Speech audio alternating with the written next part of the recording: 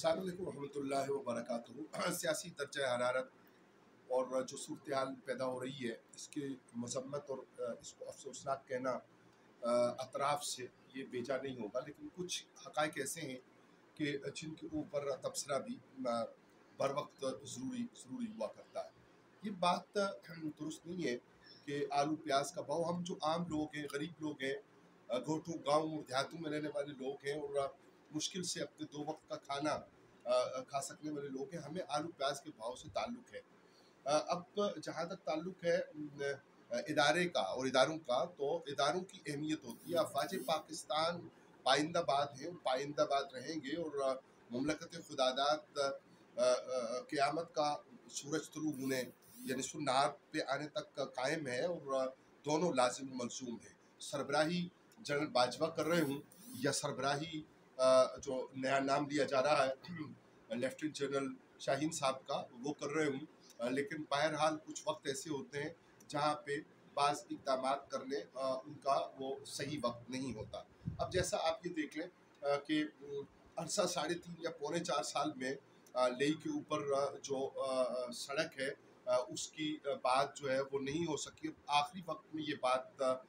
सामने आना यकीनन आवाम के लिए उसकी सहूलत है और भी होनी चाहिए, लेकिन इस पिछले सारे अरसे में क्यों नहीं हो सका, बहुत सी बातें नहीं हो सकी, उनकी वजह होंगी, लेकिन हम आपकी खिदमत में ये गुजारिश करें कि जो ज़ुबान बोली जानी आहिस्ता आहिस्ता करते करते उस ज़ुबान की जो काट है और उसकी जो नोक है,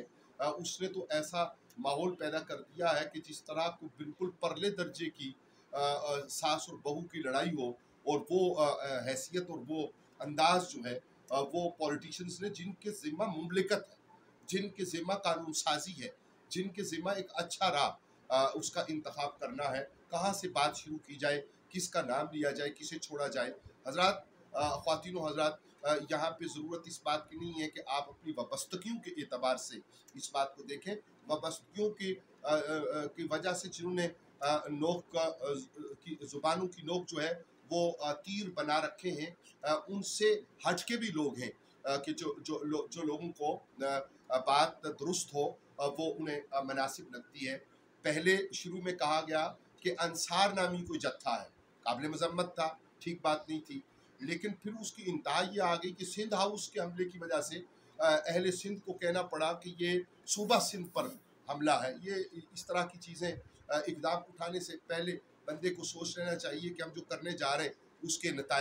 उसके नताइज क्या पैदा हो सकते हैं। फिर इसी तरह ये कहना कि 10-20 लाख से गुजर कर आना पड़ेगा, 10-20 लाख से वापस गुजर कर जाना पड़ेगा, और फिर दूसरी तरफ से भी जत्थों को इकट्ठा करने के लिए कॉल्स और इस तरह के मामला। हालांकि अदम एतमाद की तहरीक का तो आसान तरीका नेशनल असम्बली के अंदर वोट का है कि आप पे एतमाद बाकी है या आपके एतमाद बाकी नहीं रहा। तो अब ये जो आखिरी बात है कि पीर को असद कैसर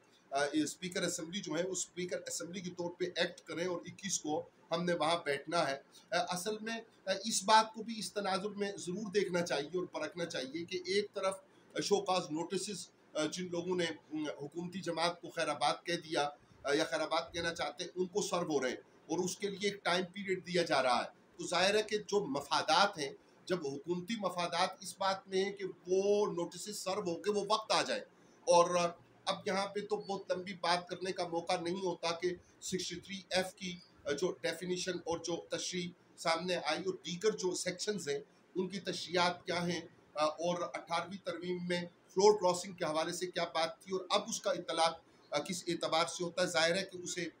माहिरीन कानून और आइन यकीनन देख रहे हैं और परख रहे हैं, लेकिन हम अपनी लोकेलिटी के लिए और अपनी सतह के लोगों के लिए ये बात गुजारिश करते हैं कि चीज़ों को इस तरह से जोड़ना वो सही है,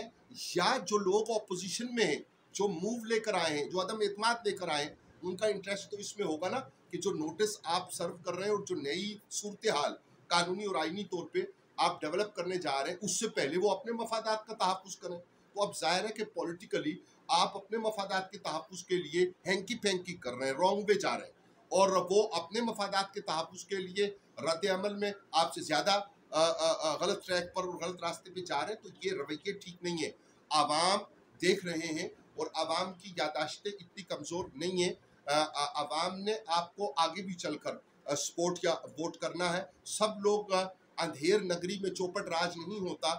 कि वो जज्बाती एतबार से और आपके साथ हर दो तरफ जितने लोग हैं उनके साथ उनकी वाबस्तगी जो है वो अंधों की तरह की वाबस्तगी हो और वो चीज़ों को जांच और परख न रहे हूँ। इस वक्त ज़रूरत इस बात की थी कि जब हम बहैसियत मुमलिकत एक पौना 100 साल गुजार चुके थे, तो हमें बालिग हो जाना चाहिए था। और बालिग नजरी का तरीका ये था कि हमारे अंदर से पॉलिटिक्स अगर उठती और वो किसी सतह पर जाती तो उसके नताइज ये होते कि वहाँ पे मोतबर लोग होते, वहाँ पे छुछोरापन ना होता, वहाँ पे बाजारी जुबानें इस्तेमाल न की जा रही होती। कहाँ से बात शुरू की जाए और कहाँ ख़त्म की जाए। असल बात यह है कि अल अमान अल हफीज़, अल्लाह ताला के हुजूर दुआ है और अवामुन्नास की खिदमत में, ख्वातीन व हज़रात की खिदमत में, अपने सुनने वालों की खिदमत में ये गुजारिश है कि दुआ भी कीजिए और जहाँ तक हमसे आपसे हो सके हम जहाँ जहाँ वाबस्ता हैं उनको ये हदायत ज़रूर दें कि वो अमल और रद्द अमल की तरफ बढ़ने के बजाय मुमलिकत को, मुस्तकबिल को और सियासत को रोड के ऊपर उस तरह लेकर आने। रमज़ान शरीफ आ रहा है, इस बात की तरफ गौर कीजिए सब लोग मिलके। हुकूमत मौजूदा जो इस वक्त हुकूमत में है वो गौर कीजिए, जो इदारे मजबूत हैं वो गौर कीजिए, जो पॉलिटिशियंस इस वक्त अपोजिशन में हैं और कल उम्मीद रखते हैं कि वो इक़्तिदार में होंगे, वो गौर कीजिए कि रमज़ान करीम आ पहुँचा और कितने लोग ऐसे हैं कि जो अवामुन्नास के लिए अशियाए ज़रूरिया को और अफ्तार और सहर में इस्तेमाल होने वाली चीज़ों को उसकी कीमत को अदा करेंगे और आम आदमी के लिए बोझ कम होगा। आम आदमी का बोझ कम कीजिए। उन्हें जिस पॉल्यूशन का, नॉइज़ पॉल्यूशन का, अपनी ऊंची होती हुई आवाज़ की पॉल्यूशन का और दीगर का आपने शिकार कर रखा है। इसी बात को देख लीजिए कि मार्च में आपको जून जुलाई का मौसम मिल रहा है। हमने ग्लोबल वार्मिंग में अपना हिस्सा डाला है, दरख्त काटे हैं, लगाए नहीं हैं, उनकी हिफाजत नहीं की है। अब भी हम बदजुबानी कर रहे हैं और खुश जुबानी की तरफ बढ़ना नहीं चाहते और खुश कलामी को रवाज नहीं देना चाहते। अब ये हर तरफ जब इस तरह के मौसम होंगे तो नताइज क्या होंगे? जिस तरह आज मार्च में जून जुलाई है, इस तरह आपकी सियासी टेम्परेचर की वजह से भी कौम को फ़ायदा नहीं होगा। कौम के लिए सोचिए, कौम के मफाद के लिए ज़रूरी है कि अतराफ़ में दरगुजर से काम लिया जाए और जो कानूनी और आइनी प्रोसेस है उसमें ऐसा डिले और ऐसा उसको तूल न दिया जाए जिसको अगर अदलिया की ज़ुबान में ये कहा जाए तो बेजा नहीं होगा कि justice delayed is justice denied, Verma Alaina इल्लल बलागुल Mubeen.